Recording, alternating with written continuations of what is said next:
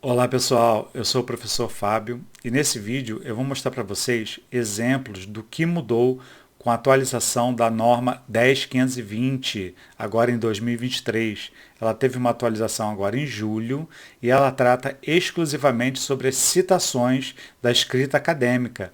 Então nada mudou nas referências, nas outras formatações do trabalho, tá bom? Mas nas citações você precisa ficar atento ao que foi alterado agora em julho de 2023. Vamos dar uma olhada no que mudou? Então vamos lá. Eu estou aqui na tela do meu computador e eu trouxe alguns exemplos do que foi atualizado, do que foi alterado na norma que fala sobre as citações. Tá? Eu tenho aqui alguns exemplos de citação direta longa e citação direta curta, aquela que é de até 3 linhas, tá? Que cabe direto aqui no seu texto, no texto da sua pesquisa, né? Então vamos lá. Essa aqui é uma citação direta longa, que tem esse recuo, né, que a gente já conhece. Primeiramente, o ponto final foi jogado aqui para o final. Antes ele ficava fechando a citação e a referência, a fonte, né, ela ficava aqui no final, logo após. Então era aqui assim, ó. E agora o ponto final foi para o final da citação, tá bom? Você vai notar aqui o nome do autor está aqui em cima e aqui o ano da obra e a página, tá? Onde está essa citação direta, né? Você sabe que quando a citação ocupa mais de 3 linhas no seu trabalho, ela tem esse recuo. Esse recuo também teve uma modificação, que é o seguinte: eles estão sugerindo que ela tenha 4 centímetros de recuo. Ah, mas era assim já antes, tal. Só que agora é uma sugestão. Então a sua instituição de ensino, ela pode sugerir uma mudança para 2, para 3, para 4. A ABNT continua sugerindo que seja 4, mas deixou isso em aberto para a sua instituição organizar e acertar aí nas normas, tá? Então, vou abrir um parênteses aqui.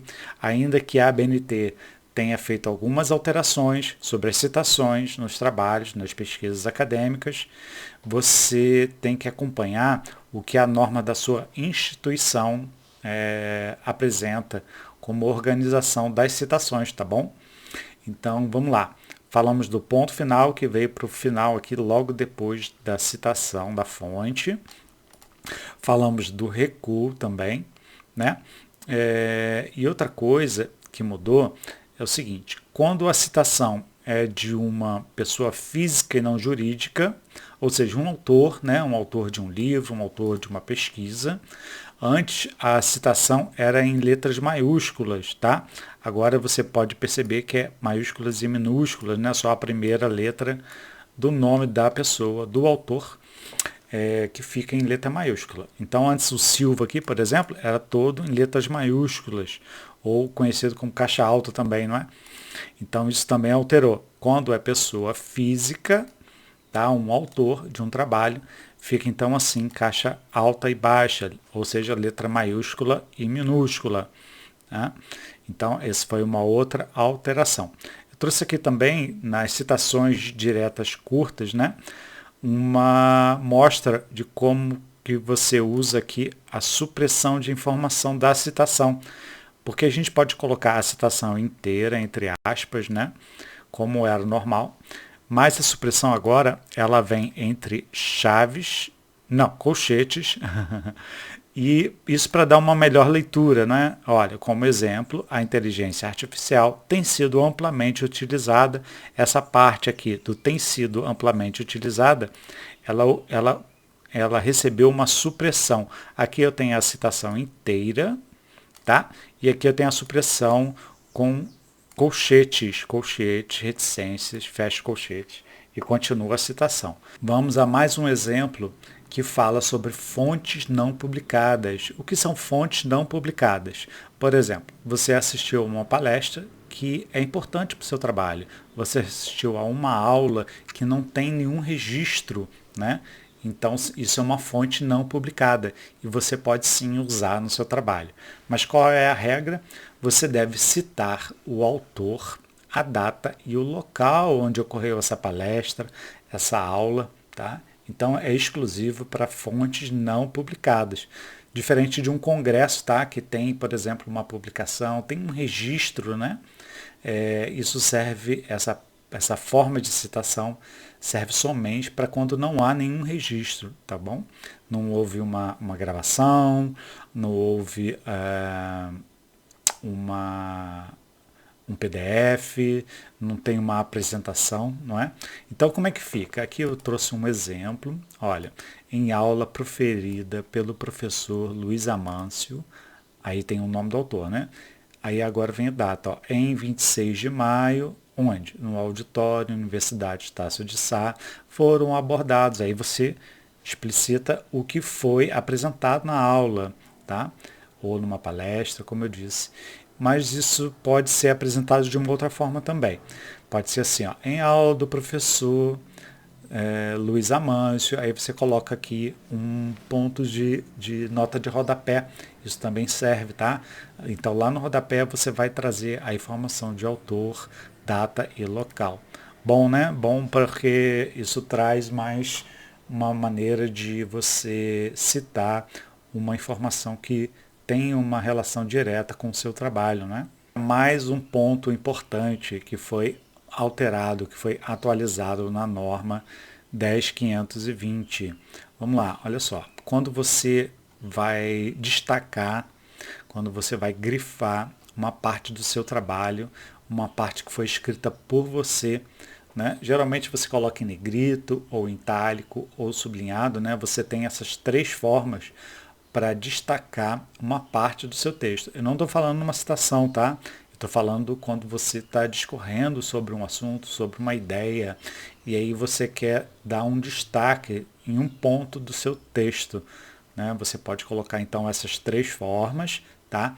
Sendo que a norma diz que se você está citando, se você está, aliás, grifando em itálico no seu trabalho, numa primeira vez, você deve manter essa padronização. Então, começou com negrito, segue seu trabalho todo com negrito nos seus grifos, tá? Nos seus destaques. Ah, destaquei a primeira vez em itálico, então vamos padronizar em todo o trabalho. Toda vez que você for grifar algo dentro do seu texto, uma parte que é escrita sua. Então, mantenha a padronização. Começou em negrito, continue em negrito, tá bom? E, logicamente, eu coloquei aqui, não precisa do grifo nosso, né? Afinal de contas, é um texto seu, né? É a pesquisa que está falando, então não precisa citar nada, fazer nenhuma referência, né? Não precisa fazer nenhuma citação, afinal de contas, o texto é seu, tá bom? Só para deixar isso claro que é uma parte importante.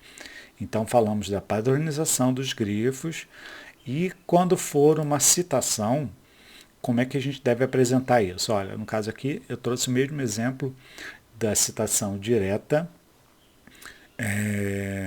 longa, né? Que tem o recuo, e aí eu grifei aqui parte do que o autor disse, né? Então eu fiz um destaque aqui, um grifo, e isso não estava no texto original. Então eu devo colocar aqui no final da citação o grifo nosso, tá? Mantendo aqui o ponto final logo depois, e o grifo nosso entra então dentro dos parênteses, tá bom? No caso aqui foi o Silva, né? Na parte anterior que eu falei desse exemplo até, eu coloquei aqui o Silva e coloquei as informações da obra, página e ano, né? Ano e página, na verdade, aqui no final, tá? Mas poderia ser aqui no início também, né? Você sabe, né? Eu posso trazer o Silva para cá, sem problemas, é só porque eu esqueci de citar ali no outro vídeo, tá? Eu podia botar o Silva aqui, tirar o Silva e colocar aqui embaixo, tá bom? É só uma outra maneira de citar que vocês já devem conhecer, mas eu esqueci de trazer essa informação aí no vídeo anterior, ou na tela anterior. Vamos a mais um exemplo que fala sobre a citação de pessoa jurídica. Eu já te mostrei como é que fica de pessoa física, né? Que são os autores dos livros, dos artigos. Agora vamos falar de pessoa jurídica, que são as instituições. tá? Eu trouxe aqui 3 exemplos de pessoa jurídica, a ONU, a BNT, o INPI, né? E você pode colocar no seu trabalho o nome da instituição como sigla ou o nome inteiro, o nome por extenso, né? Então eu trouxe aqui alguns exemplos. Ó, segundo a ABNT e o ano da obra, ou você pode colocar assim, segundo a Associação Brasileira de Normas Técnicas e o ano da obra, né? E a página também. E a questão aqui é que se você começou com a sigla, você deve manter assim durante todo o seu trabalho, tá bom? Isso é uma norma que vem organizar a maneira de citar as instituições, a pessoa jurídica, né? Eu trouxe aqui um outro exemplo com a citação dentro dos parênteses, né?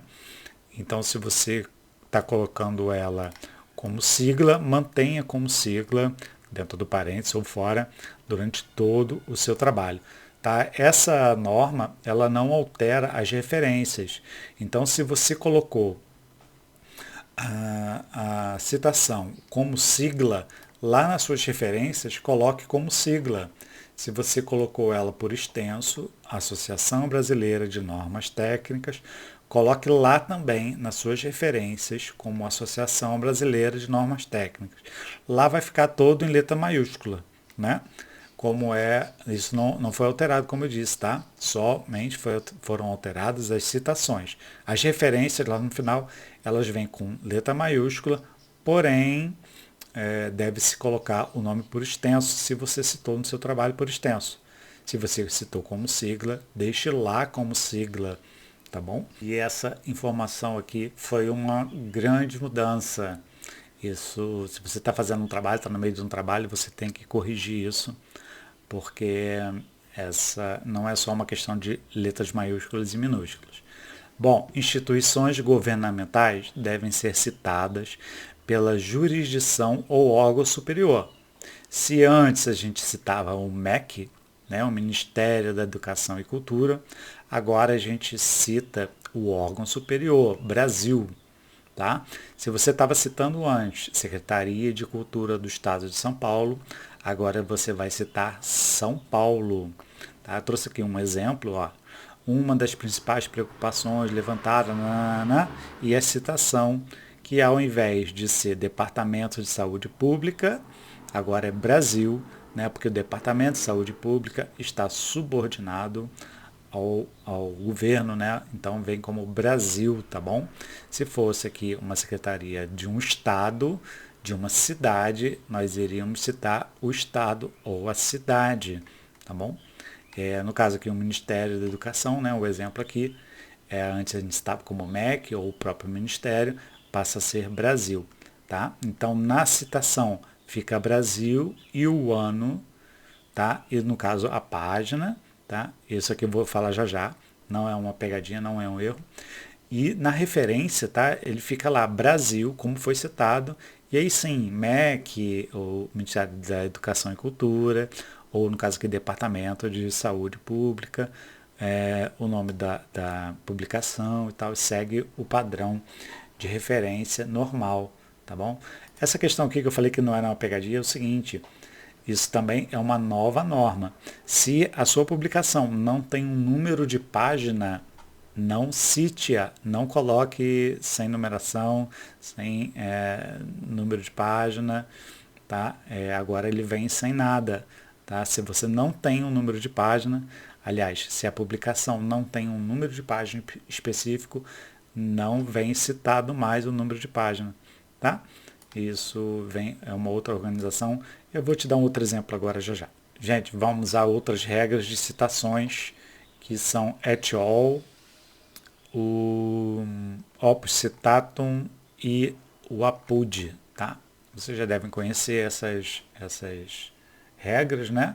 Mas elas tiveram algumas modificações. Se você vai citar uma obra com muitos autores, né, que vai usar o et al., eu trouxe aqui um exemplo da PUC-RS. Eu copiei lá do site deles, por isso que eu coloquei aqui essa fonte para não ter nenhum problema. Se você tem então um trabalho com muitos autores, você vai citar todos os autores, separados por ponto e vírgula e em letra maiúscula e minúscula, ou vai usar a regra do et al., que é o Araújo, et al. E o ano da obra e número da página, tá? Se você tiver. No caso aqui, se você vai começar a citar com Araújo et al., você mantém assim em todo o trabalho. Logicamente que lá nas referências você pode manter o nome de todo mundo, tá bom? Mas aqui, se você começou citando todo mundo, continue citando todo mundo. Lembrando que o et al., assim como OPCIT, assim como o APUD, você tem que colocar em itálico, tá? E aqui nas referências, tá vendo? Eu coloquei o nome de todo mundo, também dividido por ponto e vírgula, e logicamente o primeiro sobrenome ali é em letras maiúsculas, mas aqui citei todo mundo e a divisão, a separação é por ponto e vírgula, tá? Aqui como é que fica na referência, tá? Aqui no OPCIT você tem também que citar em letras maiúsculas e minúsculas, e a regra do OPCIT, logicamente, você está repetindo, né, uma citação que está na mesma página, tá? Na sua página, no seu trabalho, na página do seu trabalho. Se você citou o Silva 2003 e aí continua citando ele, aqui é uma citação indireta, né? Se você continua falando sobre o mesmo autor da mesma obra, você cita OPCIT, tá? Se você não teve nenhum outro autor aqui no meio, tá? Você está repetindo, tá? A obra citada, a mesma obra citada acima. E o APUD, que quer dizer citado por, né? Que é uma regra até que muita gente tem dúvida, eu vou tentar explicar ela aqui para você, mas o ponto é que ela venha então em itálico, ela já era assim, né? Mas vamos explicar aqui essa regrinha. Conforme Fábio 2015, APUD Douglas 2021, tá? O Fábio foi citado por. A regra fica fácil quando você traduz, tá? Então, Fábio foi citado por Douglas, tanto que a obra do Douglas veio depois da do Fábio, tá? Muitos trabalhos, eu recebo muitos trabalhos de alunos que vêm com isso aqui invertido. Então, fica fácil quando você entende o citado por. Essa regra aqui não teve modificação, na verdade, somente o letra maiúscula e minúscula, tá? Mas eu quis pontuar ela aqui para deixar isso mais claro. Então, fica fácil você entender quem citou quem, tá? Você leu, na verdade, o Douglas, né? Você só teve acesso ao livro do Douglas, ou ao trabalho do Douglas, que citou o Fábio, tá? Então, Fábio foi citado por, tá vendo aqui, ó? Fábio foi citado por Douglas no trabalho dele de 2021. E eu vou dar um exemplo, colar um exemplo aqui também, como é que ficaria uma citação, uma fonte dentro dos parênteses, tá? Na forma tradicional, como esse exemplo aqui acima, né? Por exemplo, se você traz aqui uma citação indireta, e aí dentro do texto você cita o autor e coloca só o ano da obra, você pode colocar a página, né? Página ponto 12, um exemplo, tá? Ou se você não tem, você deixa sem. E aqui como se fosse uma citação direta, onde você coloca a fonte toda dentro do parênteses. É só um exemplo para ficar aqui as duas formas claras aqui para você. Esse exemplo aqui é quando não tem autoria. Coloque-se o início do título. Tá? Como é que é isso? Geralmente a gente se depara com algumas fontes e aí precisa usar aquela fonte, uma fonte de jornal, por exemplo, onde não tem o autor, ou algum blog, alguma coisa assim. Bom, logicamente que você deve selecionar bem suas fontes, né? A credibilidade da fonte conta muito, mas caso você precise citar uma fonte que não tem autoria, como eu dei um exemplo aqui, um site, né, que não diz quem foi o autor do texto que você precisa citar, então você tem como colocar essa referência, essa fonte no seu trabalho, tá? E como é que fica? Olha, aqui tem um exemplo de uma citação direta, entre aspas, normal, como é a regra antiga, né? E aí eu coloco o título. Na verdade, não é o título inteiro, tá? São a primeira ou as primeiras palavras do título. Se você começou assim, você mantém assim durante todo o seu trabalho, sempre que for citar essa fonte. Então aqui no exemplo, ó, desafios ambientais, coloca entre colchetes aqui como se estivesse suprimindo o restante do título. Tá? Também nesse exemplo eu não coloquei o número de página de propósito. Você deve ter visto em outras fontes sem o número de página, justamente porque se você não tem, no caso aqui é um jornal, né? Mas se fosse um blog, um site, não existem páginas, não é? Então a gente não coloca o número de página. Se você tem o número da página, logicamente você coloca direitinho o número da página. Aqui eu tenho um exemplo da referência, como é que fica. Né? A referência se mantém da mesma forma, mas aqui na fonte, na citação da fonte, você coloca então a primeira ou as primeiras palavras do título, tá? Isso no caso então de uma fonte sem autoria. Vamos a outro exemplo? Eu trouxe para você aqui mais um exemplo de como ficam as citações de documentos digitais que tiverem localizador ao invés de página. É o caso de podcasts, e-books, vídeos e leis também. Vamos dar uma olhada? Eu trouxe aqui alguns exemplos que eu tirei ali do ChatGPT, usei a inteligência artificial para me mostrar algumas citações e alguns exemplos. Dei uma corrigida porque as informações de inteligência artificial geralmente não são muito certinhas. Tinha até umas coisas erradas aqui. O ChatGPT geralmente inventa algumas informações, mas essas citações aqui nos servem como exemplo.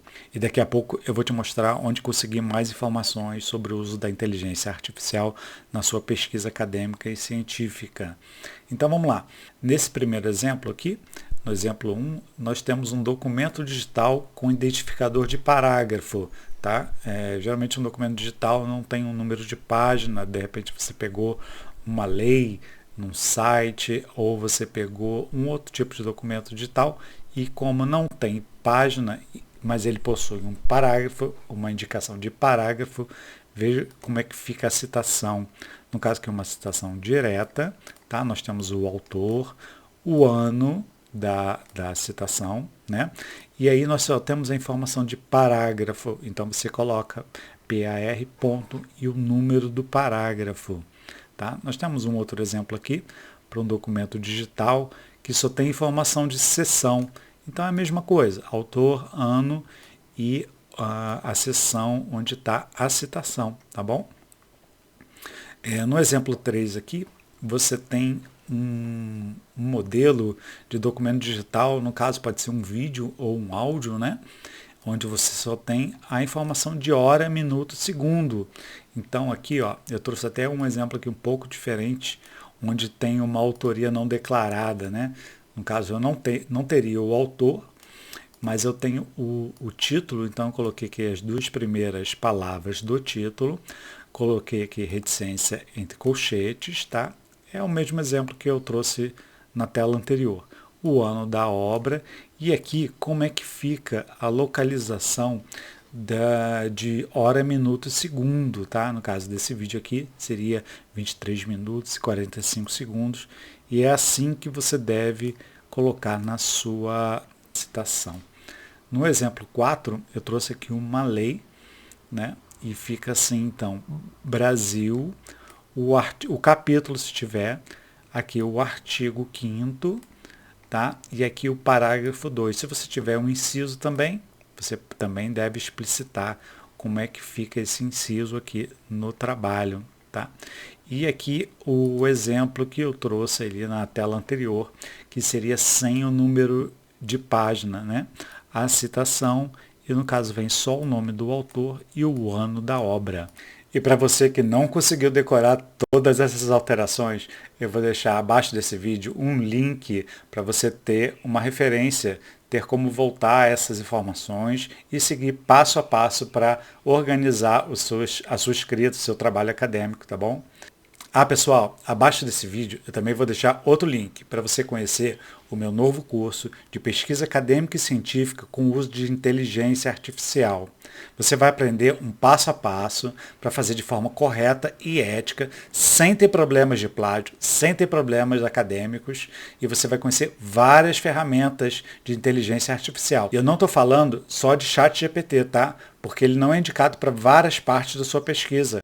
Ele pode causar muitos problemas porque ele inventa informações. Esse curso serve para qualquer área de formação, esteja você fazendo um projeto de pesquisa, um TCC, um artigo científico, uma tese, uma dissertação. Então vem conhecer esse passo a passo para usar a inteligência artificial na sua pesquisa de forma correta, sem plágio, sem problemas acadêmicos.